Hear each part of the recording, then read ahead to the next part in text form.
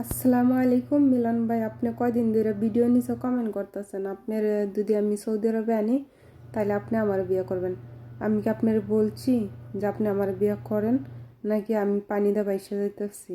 হ্যাঁ, এখন কথা হয়েছে যে আমি আজকে 8-9 বছর ধরে বিদেশে আছি। অবশ্যই আল্লাহ আমাকে সেই সামর্থ্য দিচ্ছে আপনার মতন 2-3 জনকে বিদেশে আনার।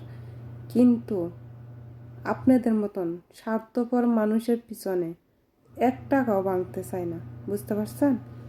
কারণ এক স্বার্থপরের জন্য বাংলাদেশ ছাড়ছি, আর কোনো স্বার্থপর মানুষ আমার জীবনে ঢুকুক আমি চাই না। আর আমার যে জামাই হবে সেও কোনো দিন 1 টাকা চাইলে আমার কাছ থেকে পাইব না। কারণ উনি যেহেতু আমার হাজবেন্ড, উনি যদি কোনো সমস্যাত পড়ে অবশ্যই সবার আগে আমি জানবো, আমি দেখব। যদি উনার সামর্থ্য না থাকে অবশ্যই আমি তাকে হেল্প করব। কিন্তু আমার থেকে চাইরা নাও নিতে পারবো না। আর আমি কোনো স্বার্থ নিয়ে কারো জীবনে যাইব না।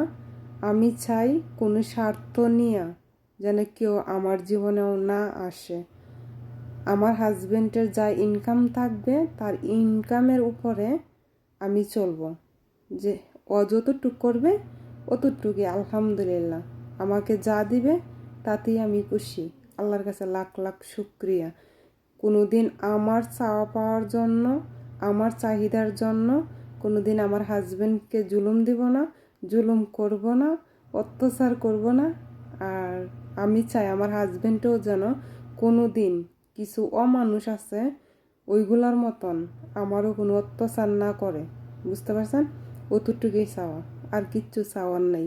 আর আমার জামাই আছে, বুঝতে পারছেন? আপনি অন্য চেষ্টা করেন, আর নিজের যোগ্যতায় বিদেশ আসার চেষ্টা করেন। আমার কথায় যদি কোনো কষ্ট পেয়ে থাকেন, সরি। আপনি হইছেন ওই যে বাংলাদেশের লাইলি আছে না, লাইলির বয়ফ্রেন্ড ছিল না মামুন, ওই মামুনের মতন আপনাদের মন মানসিকতা।